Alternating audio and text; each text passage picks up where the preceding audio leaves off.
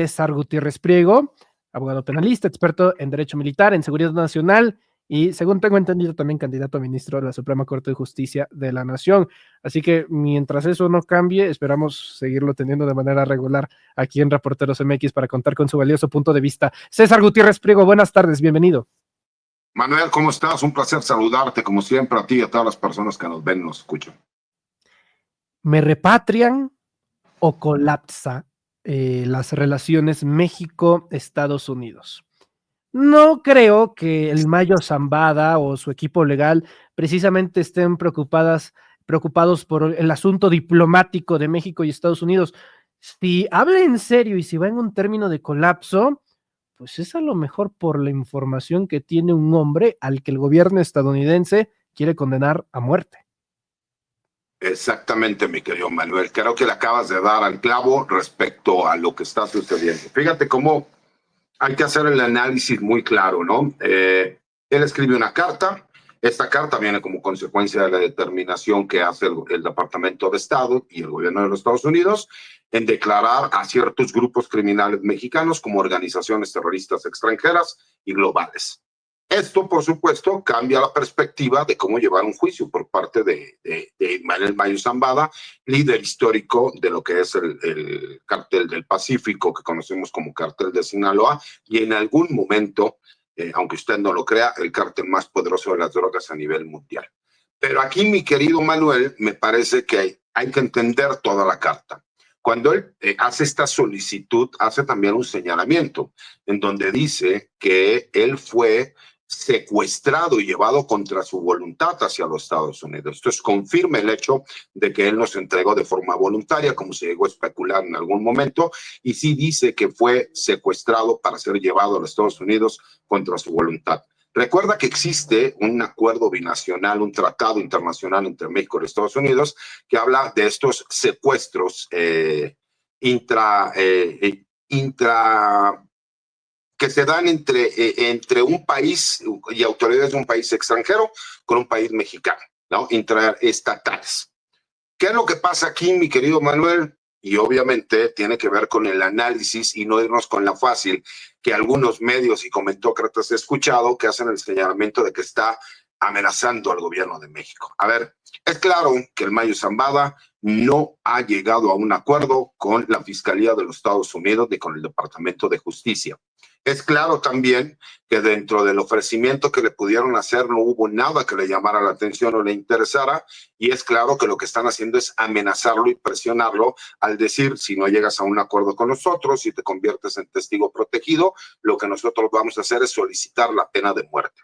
Recordemos que existe dentro de este tratado internacional entre México y Estados Unidos para la extradición de personajes acusados de crímenes en cada uno de los países. Una de las condiciones que existe es que todos aquellos ciudadanos mexicanos que sean extraditados a Estados Unidos no podrán ser objeto de solicitar la pena de muerte en su contra. Cuando se da esta situación y derivado de que el gobierno de Estados Unidos no ha podido doblar al Mayo para que se termine convirtiendo en testigo protegido, pues obviamente ponen sobre la mesa que van a solicitar la pena de muerte para cuando vayan a juicio. ¿Y qué es lo que hace el Mayo? Y me parece que esto, ¿no? Aunque estoy especulando, es lo que jurídicamente procede. Por recomendación de sus abogados, presenta un escrito y solicita apoyo consular a la Embajada de México en los Estados Unidos, como tiene derecho cualquier ciudadano mexicano que está siendo procesado en los Estados Unidos. Y cuando amenaza, hace la aclaración también de que colapsaran estas relaciones entre ambos países. Dice también y hace el señalamiento de que él señalará quiénes fueron las personas que participaron en su secuestro en suelo mexicano y en suelo norteamericano. ¿A qué se refiere?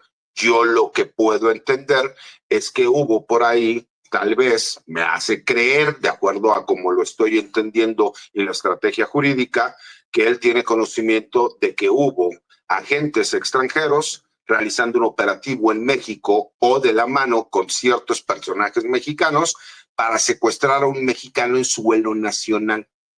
Imagínate, a eso me imagino que se refiere al decir que colapsarían las relaciones entre México y Estados Unidos, porque él dice incluso que lo que hicieron con él es gravísimo, porque de permitirse el día de mañana, las autoridades de Estados Unidos podrán ir a México a detener a cualquier persona con total impunidad y no tendrían ninguna repercusión ni problema legal. Haciendo un paréntesis en la serie de preguntas que tengo para ti, ¿tendría razón? ¿Tendría razón el Mayo si procede este asunto?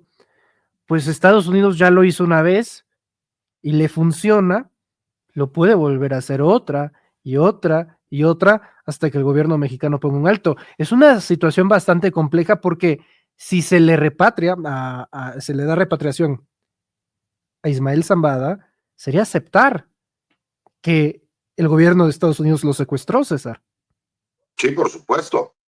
Entonces, híjole, ¿qué hace México en este caso? Dice la presidenta de México en su conferencia mañanera el día de hoy, es un tema al que le está cargando bastante el asunto en términos de solución al fiscal Alejandro Gertz Manero.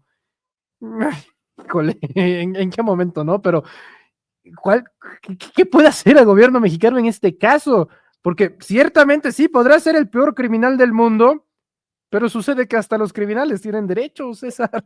Sucede Sí, que pero si eres fíjate ciudadano cómo aquí, mexicano, ¿no?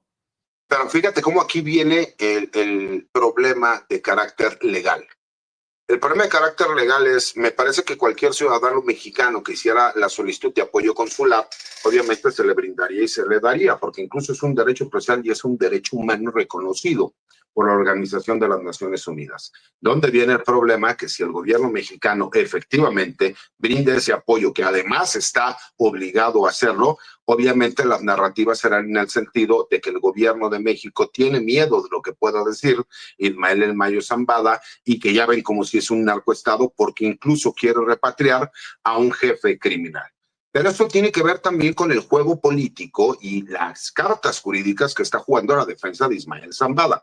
Porque si el gobierno de México no proporciona ese apoyo consular, entonces el mismo gobierno de México estaría violentando los derechos procesales y derechos humanos de Ismael El Mayo Zambada. Pero si accede a hacer esta solicitud, vamos a tener un problema en donde se va a crear una narrativa de que el gobierno de México está protegiendo a un jefe criminal y que ahora, como ya hubo una determinación de que son líderes de grupos terroristas extranjeros y globales, pues que estaría protegiendo a un líder de un grupo terrorista.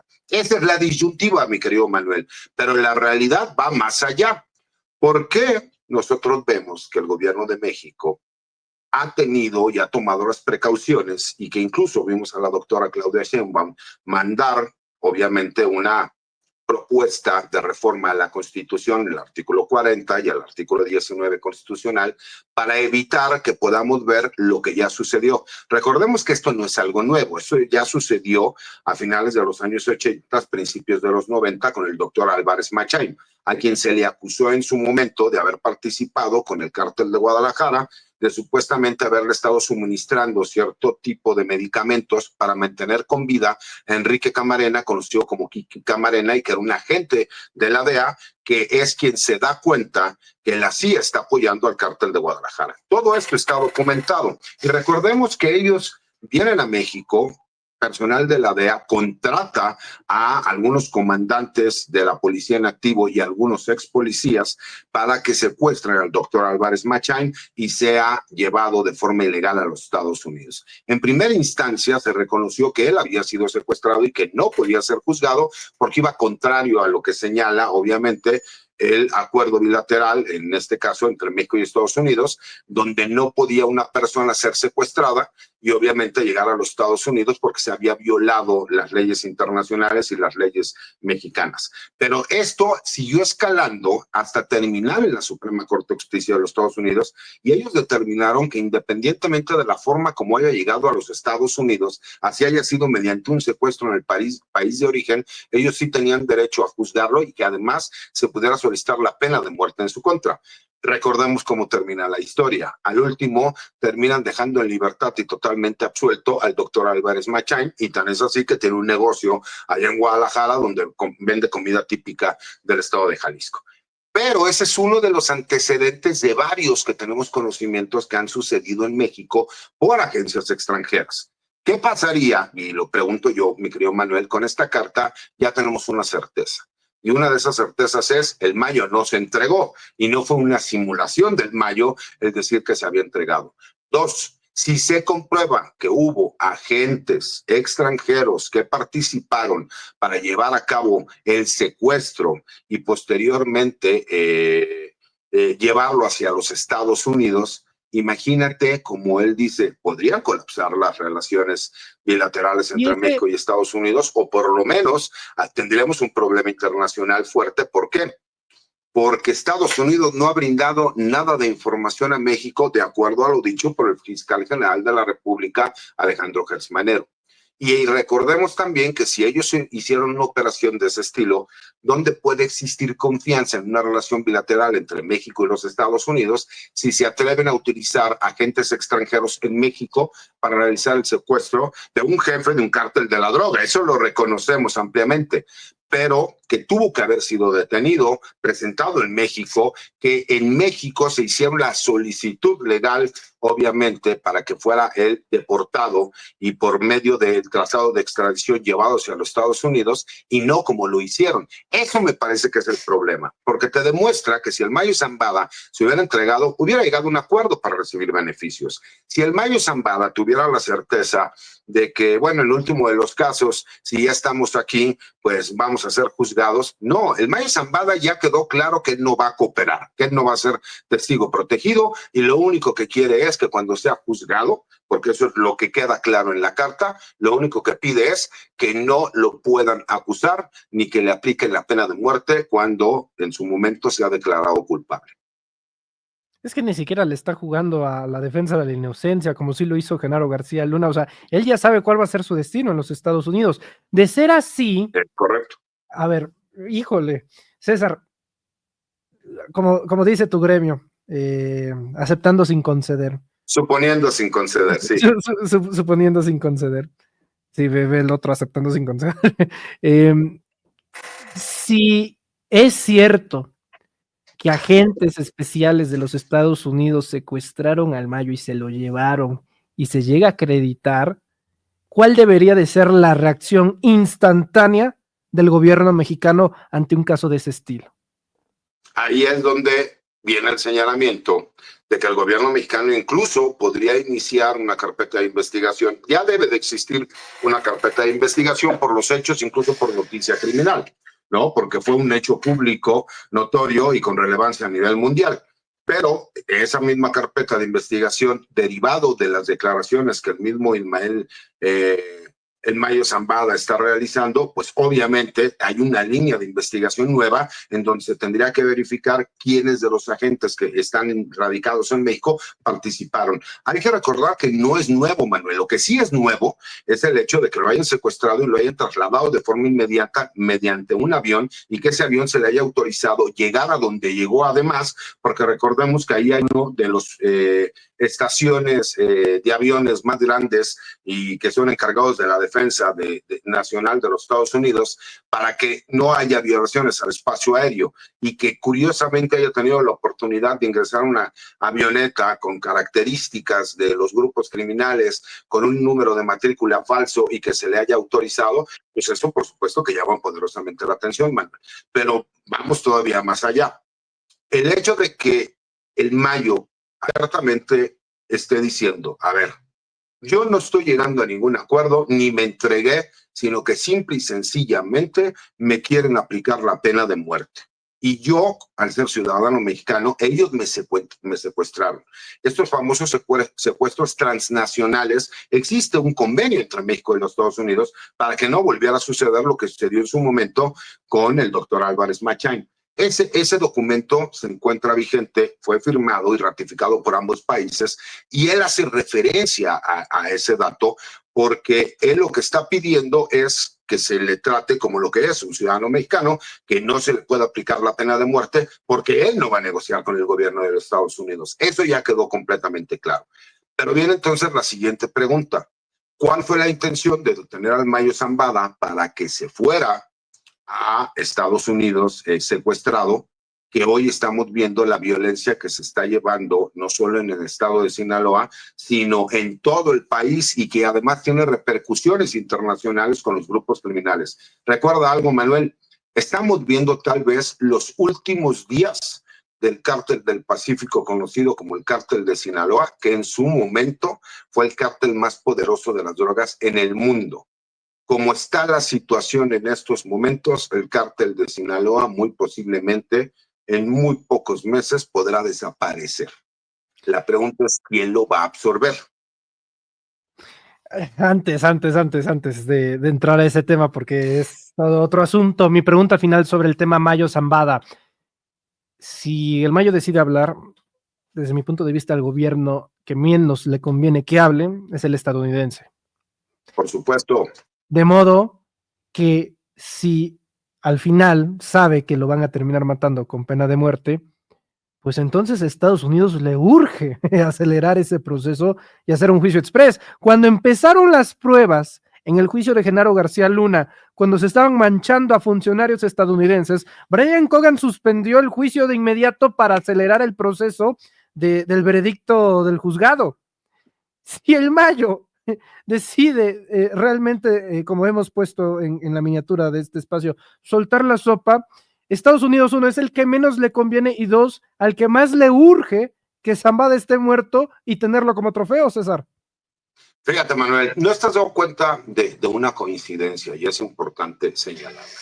¿Te has dado cuenta que la mayoría de los narcotraficantes autoridades mexicanas ligadas con el narcotráfico que terminan siendo enviadas a los Estados Unidos o que terminan siendo detenidas y juzgadas allá, la gran mayoría de ellos tienen la doble nacionalidad, son ciudadanos mexicanos, ciudadanos norteamericanos, y que a la gran mayoría de ellos terminan llegando a acuerdos muy beneficiosos siempre y cuando se conviertan en testigos protegidos? Ahí está el caso de Edgar Beitia, quien ya se encuentra en libertad y que incluso en un principio había sido condenado a 20 años, posteriormente se le dieron 10 y como fue testigo protegido, terminó cumpliendo menos de 4 años y meses. Y esto lo hemos visto con diferentes personajes. Está el caso también del exgobernador Francisco Javier Cabeza de Vaca, que incluso teniendo una orden de aprehensión en México, se fue a refugiar a los Estados Unidos y no fue detenido. Todo eso te demuestra que muy posiblemente muchos de ellos tuvieron contacto con agencias de seguridad de los Estados Unidos desde un principio y que posteriormente fueron apoyados. ¿Tú te imaginas si el Mayo Zambada dijera, perfecto, voy a hablar de todas aquellas autoridades mexicanas, pero también las americanas, que han estado dentro del área de protección del cártel de Sinaloa? No olvidamos el hecho de que está documentado que su hijo, ¿no? Su hijo, el hijo mayor del Mayo Zambada, fue procesado en Estados Unidos y se terminó convirtiendo en testigo protegido, y que a su vez se realizó un pago de más de casi $1,000 millones y que se realizó el pago para que él pudiera estar en libertad. ¿Y qué sucedió? El mismo hijo, en estas confesiones que hace a diferentes medios de comunicación, señala que él, cuando llega el momento en que le ofrecen el trato, 2 agentes de la DEA se acercan con él con un teléfono satelital y le dijeron, contesta, y era su papá. Eso significa que el Mayo Zambada tenía contacto con la DEA. ¿Qué es lo que él podría saber? Imagínate la información de gran calado, mi querido Manuel. Yo te puedo decir que desde los años 90, Ismael El Mayo Zambada ya era mencionado en los grandes círculos del narcotráfico. Era en su momento el narcotraficante más enigmático del planeta, y era como el último gran capo a nivel mundial, porque era de los pocos que había llegado sin nunca haber sido detenido. Que suceda un hecho como este, me parece que, por supuesto, van a salir muchísimas autoridades mencionadas. Y para aquellos que dicen, es que el gobierno de la doctora Claudia Sheinbaum está muy nervioso, pues recordemos que al Mayo Zambada obviamente lo detuvieron incluso antes de que la doctora Claudia Sheinbaum llegara al poder. ¿Qué tendría que ver el Mayo Zambada? Y no faltará quienes digan, no, pero es que él metió recursos a su campaña. El mismo Mayo Zambada ya lo dijo de forma clara, yo no voy a ser testigo, ¿no? Protegido. ¿Qué es lo que quiere el gobierno de Estados Unidos? quiere presionarlo para que se convierta en testigo protegido. Por eso vimos a personajes como Alejandro Moreno que fueron a Estados Unidos a hacer propuestas o a decir, oigan, pues en México me quieren quitar el fuero y me quieren meter a la cárcel, yo soy un perseguido político, si necesitan a alguien que venga con ustedes a ser testigo protegido para se quiere vender como SAR se quiere vender como SAR antidrogas. Se quería vender como SAR antidrogas, claro. O sea, esa versión sí es real. No, bueno, eso tiene que ver con parte de la versión de lo que se maneja que ha estado allá. Pero ¿no te parece que ahorita estamos viviendo tiempos de traidores, mi querido Manuel, que Alejandro Moreno haya ido a ofrecerse con los Estados Unidos causa suspicacias? Y por último, mi querido Manuel, y creo que esto es para el análisis, qué casualidad que el Mayo Zambada sale a solicitar el apoyo consular, escribe una carta donde en esa carta dice, si yo hablo, se derrumban las relaciones bilaterales entre México y Estados Unidos porque yo fui secuestrado. Y yo voy a hablar y voy a decir quiénes me detuvieron en México y quiénes participaron en Estados Unidos. La acusación de forma directa es hacia los Estados Unidos. Pero curiosamente, la inseguridad que estamos viendo y esa lucha interna en el cartel de Sinaloa, ¿de dónde viene? Pues derivado de la detención del Mayo Zambada. ¿Quién tenía interés de crear todos estos disturbios y toda esta inseguridad en México? El mismo gobierno de los Estados Unidos. ¿Quién es el responsable? El mismo gobierno de los Estados Unidos. Y la carta es la prueba más clara para poder demostrarlo. Bueno, finaliza tema Mayo Zambada y hace ratito me dijiste algo fortísimo que voy a rescatar ahora mismo, pero ya que ahora sí que te dejaste ir con todo, permíteme hacer lo mismo contigo. Iván Archibaldo Guzmán está herido. Iván Archibaldo Guzmán escapó del operativo en donde cayó su operador financiero y su jefe de escoltas, dice la presidenta Sheinbaum Pardo, lo informará García Harfuch el martes. ¿Qué información tienes tú, César? En este viernes. Yo te puedo decir, no es información oficial, es información que personas que yo conozco dentro del gremio me señalaron, me dicen que esta persona es falso que estuviera herido, posiblemente llegó a tener un problema en una pierna.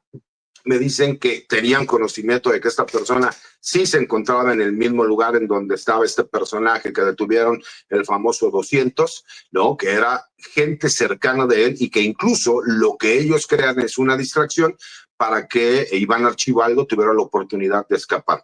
Hay dos versiones que señalan, una de que se fue por uno de estos túneles que en su momento se construían en ciertos domicilios, como en su momento su papá llegó a utilizar, y otros mencionan que él se escapa metiéndose en una ambulancia y dentro de la refriega de las cosas que sucedieron era como las rutas de escape que se tienen. Lo que sí te puedo confirmar es que ellos tenían información de que sí se encontraba Iván Archibaldo ahí, porque obviamente ellos han ido cercando, las autoridades federales han ido cercando al líder de la facción de los Chapitos. Tan es así que deteniendo a Iván Archibaldo, el único que daría sería Jesús Guzmán, que es uno de los hermanos menores, porque todos los demás hijos del Chapo ya se encuentran detenidos, ¿no? En diferentes lugares, en Estados Unidos, etcétera, o muertos. Y obviamente, pues el hecho de que Iván Archibaldo haya estado mencionado y de que por lo menos la información que tienen las fuerzas especiales del ejército es que sí se encontraba presente, pero que en el momento en que se llevó a cabo el operativo y la refriega, obviamente este personaje conocido como el 200, su trabajo era generar una distracción para que él pudiera escaparse. Eso es lo que yo tengo entendido. Obviamente no es información oficial, pero es lo que se comenta y que te lo puedo decir que me lo comentaron por buena fuente personas que estuvieron presentes en el operativo. Ok, podemos decir entonces que por lo menos sí se dio el escape, sí estuvo a punto. Es correcto, de acuerdo a la información que ellos me mencionan, por lo menos tienen datos de que sí estuvo presente Iván Archibaldo en donde se llevó a cabo el operativo y la detención del 200. Punto A, punto B. Debido a esto, ¿señalas que le queda meses de vida al cártel de Sinaloa? Sí, y lo digo así de claro también, porque lo que fue en su momento el grupo criminal y del narcotráfico más importante del mundo ha dejado de tener las figuras por las cuales en su momento tenían los contactos para tener la expansión y la capacidad de distribución que tenían. Esta nueva generación de narcotraficantes y derivado también de este lucha interna de poder ha mermado las capacidades de ambos al grado de que vemos de que en este caso el líder de la facción de los Chapitos, Iván Archibaldo, se encuentra copado. Él sabe, es muy poco probable que él pueda escaparse.